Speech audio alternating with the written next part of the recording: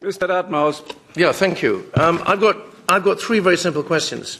First of all, there are certain areas, notably cars, where the EU's tariffs against US goods are higher than the US's tariffs against EU goods.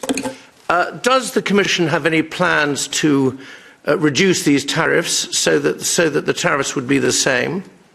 And if you don't have any plans, it seems to me that that the strictures that have been put forward in this committee by various colleagues really don't have very much base to them. My second question is, the EU enjoyed a trade surplus with the US last year of $151.4 billion.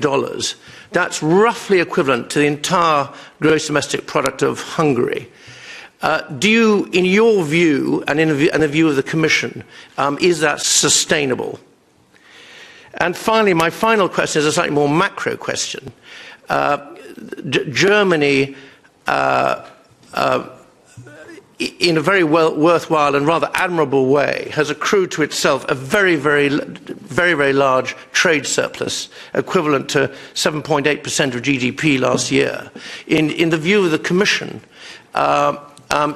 is that sustainable, and should it be sustained?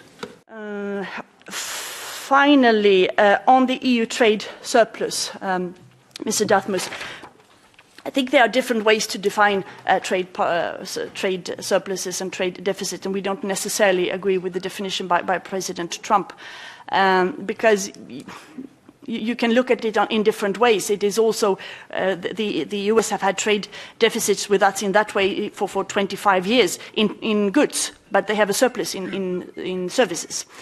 And it's also very much related to pensions and savings and consumer patterns and so on. So we don't calculate it the same way. And I don't give comments on the German economy. The Commission does that annually in the annual semester, and that is where we do our comments. And for the rest, it is really not my task to comment on individual member countries.